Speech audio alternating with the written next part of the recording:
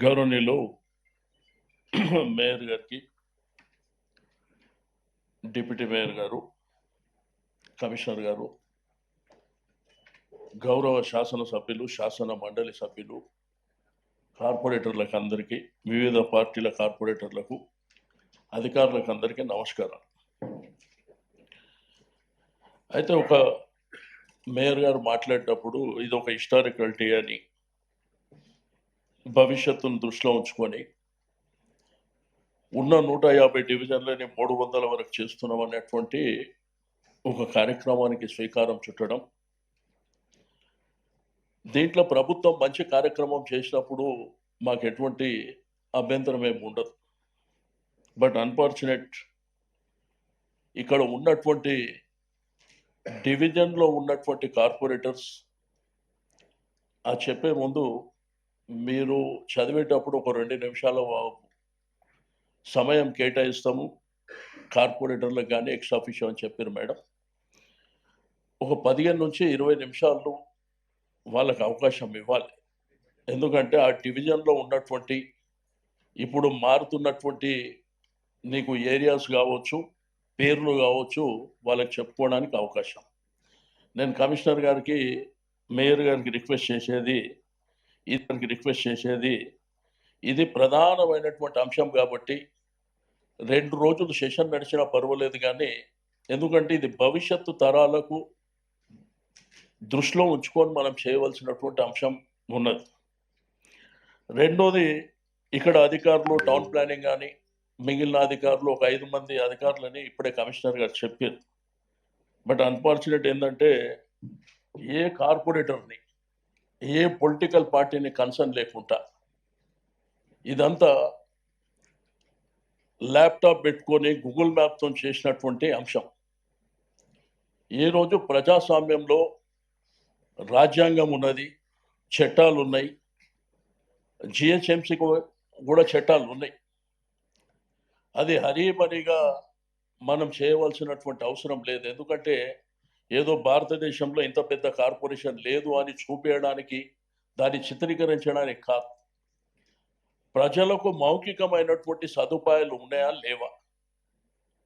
రెండోది, 27 మున్సిపాలిటీసు, 3 కార్పొరేషన్లు, పంచాయతీలు కలిపినప్పుడు అక్కడ మనకు ప్రాపర్ ఇన్ఫ్రాస్ట్రక్చర్ ఉన్నదా లేదా అనేది ప్రధానంగా చూసుకోవాల్సినటువంటి అవసరం ఉంది. అసలు మనకున్న జిహెచ్ఎంసీలనే ప్రాపర్ మ్యాన్ పవర్ లేదు వేరియస్ డిపార్ట్మెంట్ లోపల. రెండోది ఏంటంటే రేపు ఇది ఇంప్లిమెంట్ అయిన తర్వాత వాళ్ళకున్న ట్యాక్సులు ఇప్పటి వరకు వేరే ఉన్నాయి, మనకున్నవి వేరే ఉన్నాయి. బట్ మీరు వెంటనే ఇంపోజ్ చేస్తే వాళ్ళు కూడా ఇబ్బంది పడేటువంటి పరిస్థితులు ఉంటాయి ఒకటి. రెండోది, మా మాట ఇక్కడ బీజేపీ మిత్రులు ఉన్నారు, కాంగ్రెస్ మిత్రులు ఉన్నారు, మా ఎంఐఎం మిత్రులు, మేము ఇంతమంది ఉన్నాం. నేను మేయర్ గారికి రిక్వెస్ట్ చేస్తున్నా, మీ గుండె మీద చేసుకొని, లేదు డిప్యూటీ మేయర్ గారి గుండె మీద చేసుకొని చెప్పండి, కనీసం మీకు ఇన్ఫర్మేషన్ ఉందా. మరి మీకు ఇన్ఫర్మేషన్ లేకుంటే ఇంత పెద్ద కార్యక్రమాన్ని, ఇప్పుడు మీరు గతంలో కరోనా మేయర్ గారు లేదని చెప్తారు కదా, గతంలో అంటే ఏ పొలిటికల్ గా వెళ్ళలేదు మేము. సో ఆఫీసర్స్ చేశారు thinking, then they informed us. చేశాక యునో అది గెజెట్ లోపల వచ్చింది అంతే. నేనేమంటున్నా అంటే మేయర్ అనేది పొలిటికల్ కాదు మేడం, మేయర్ అనేది పొలిటికల్ కాదు. ఎస్, మీరు ఇక్కడ ఉన్న అంటే ఈ రోజు సభలో నేను కూడా ఒక కార్పొరేటర్ గా నేను అనుకున్నాను కాబట్టి, అంటే even I should have been known అని నేను అనుకున్నాను. నా రిక్వెస్ట్ ఏంటంటే మీరు ఈ 149 మంది మీతో కలిపి 150 మందికి మేయర్, ఇన్క్లూడింగ్ మా ఎక్స్ ఆఫీషియో మెంబర్స్ కూడా మీరే మేయర్. మీరు గతంలో మీరు చూసారు, మీ ఆధ్వర్యంలో కరోనా వైరస్ వచ్చినా కానీ, లేకపోతే సిటీల వరదలు వచ్చినా కానీ, మనం ఏదైనా డిసిషన్ తీసుకుంటే అందరం కలిసి కూర్చొని తీసుకున్నాం తప్ప ఇండివిజువల్గా ఎక్కడ తీసుకోలేం మేడం.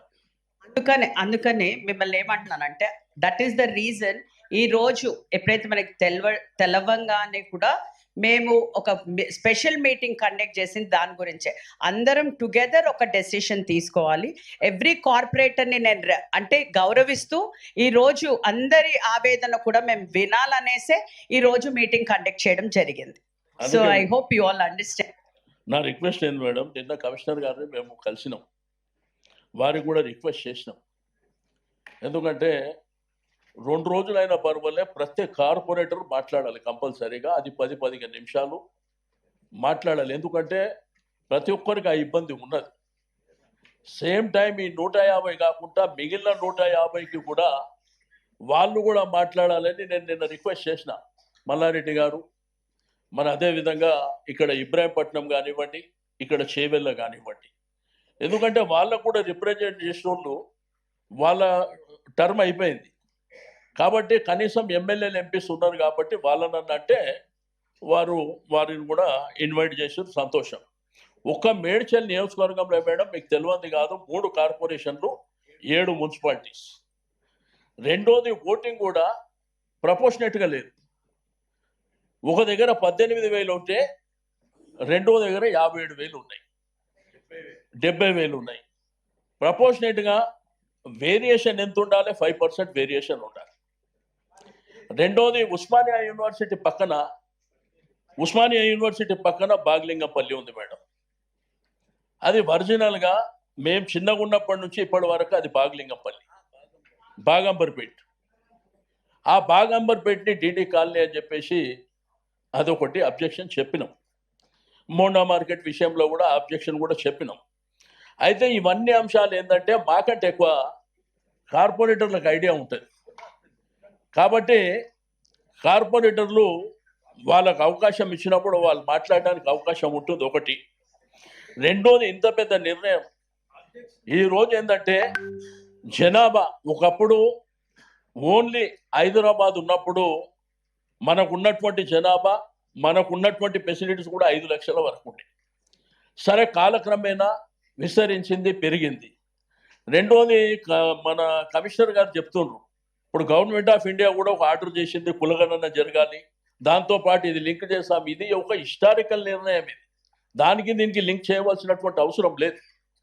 ఎందుకంటే బౌండరీస్ కూడా చాలా మారిపోయినాయి కాబట్టి రకరకాల అంశాలు. ఒకటి ఏంటంటే ప్రజాస్వామ్యం లోపల మనకు ప్రజలే ప్రధానమైనటువంటి, ఈరోజు బస్తీ సంఘాలు కానివ్వండి, కాలనీ అసోసియేషన్స్ కానివ్వండి, గేటెడ్ కమ్యూనిటీస్ కానివ్వండి, ఎవరిని కన్సల్ట్ చేయలేము మేడం. రెండోది మా కార్పొరేటర్లు అందరూ ఏ పార్టీ అయినప్పటికీ వాళ్ళు అక్కడ ఉన్నటువంటి వార్డ్ ఆఫీస్కి పోయి వాళ్ళని అధికారులను అడుగుతా మాకేం తెలియదు అని చెప్పి వాళ్ళు చెప్తారు. మరి ఇదంతా వ్యవస్థ చేసేది ఎవరు? అక్కడ అధికారులు చేసినప్పుడు మరి వీళ్ళందరికీ. రెండోది మీరు లాస్ట్ టైం మొన్న మాట్లాడినప్పుడు మీరు రాత్రి వరకు ఉండండి, కార్యక్రమాలు జరిగే వరకు ఉండండి, నేను గుడ్ న్యూస్ చెప్తున్నా అని చెప్పారు. మీరు లాస్ట్ గుడ్ న్యూస్ చెప్పారు వాళ్ళకు. 2 కోట్ల రూపాయలు వాళ్ళకున్న టర్మ్ ఎంత మేడం? 2 నెలలు టర్మ్ ఉంది. ఇప్పుడు వాళ్ళు రిప్రజెంటేషన్ తీసుకొని ఎక్కడెక్కడ వర్కులు, వర్షాలు పడ్డాయి, రకరకాల ఇబ్బందులు ఉన్నాయి, వాళ్ళు ఇప్పుడు పోయి అడిగితే ఇన్ఛార్జ్ మినిస్టర్ సంతకం పెట్టాలన్నట్టు. ఓకే, పెట్టిపోయండి, కానీ మరి వాళ్ళు ఎప్పుడు వాళ్ళకు లాస్ట్ అవకాశమే కదా. దాన్ని మళ్ళీ టెండర్ ప్రాసెస్ ఎప్పుడవుతుంది, వాళ్ళ ఫౌండేషన్ ఎప్పుడు వేయాలి, ఇవన్నీ కూడా మీరు దృష్టిలో పెట్టుకోమని చెప్తున్నా.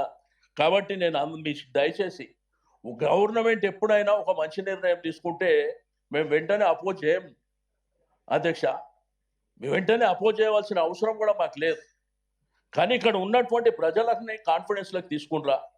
ఒక్కొక్కరు 40, 50, 70,000 మెజార్టీతో గెలిచి 70,000 ఓట్లున్న ప్రాంతంలో గెలిచినటువంటి వ్యక్తులు వీళ్ళే కదా, ఇక్కడ ఉన్న వాళ్ళే కదా. మరి ఏ కార్పొరేటర్నన్నా కన్సల్ట్ చేసిర్రా? అది దయచేసి. కాబట్టి నేనేమంటున్నా అంటే ఇది అరీబరి చేయకండి. మీరు కావాలంటే ఒక నెల టైం ఇవ్వండి. నెల టైం ఇచ్చి అధికారులను కూడా ప్రజాప్రతినిధులతో పాటు అక్కడ ఉన్న బస్తీ సంఘాలు, గేటెడ్ కమ్యూనిటీ, కాలనీస్తోని ఫిజికల్గా వాళ్ళు సర్వే చేయమని చెప్పండి. అట్లయితే ఎవరికి ఇబ్బంది లేకుండా ఉంటుంది. కాబట్టి రెండోది నేను కమిషనర్ గారిని రిక్వెస్ట్ చేస్తున్నా, ఇవాళ రేపటికి కూడా మీరు పర్మిట్ చేయాలి మేడం. ఎందుకంటే అందరు మాట్లాడాలంటే అందరు మాట్లాడి ఇంట్రెస్ట్ ఉన్న వాళ్ళు ఆల్మోస్ట్ అందరు ఉన్నారు. బట్ అంతా అయిన తర్వాత ఓటింగ్ చేయాలని చెప్పేసి నా ప్రధానమైనటువంటి డిమాండ్. ఎందుకంటే అందరూ ఓటింగ్ చేసిన తర్వాతనే మీరు ఫార్వర్డ్ కావాల్సిందిగా నేను రిక్వెస్ట్ చేస్తూ ఉన్నా. ఎందుకంటే ఇంతమంది అభిప్రాయాన్ని పక్కన పెట్టి మా ఇష్టానుసారం చేసుకుంటామంటే కూడా ప్రజాస్వామ్యంలో కరెక్ట్ కాదు అనేది నా అభిప్రాయం అని చెప్పి తెలియజేస్తూ నాకు ఇచ్చిన అవకాశానికి ధన్యవాదాలు.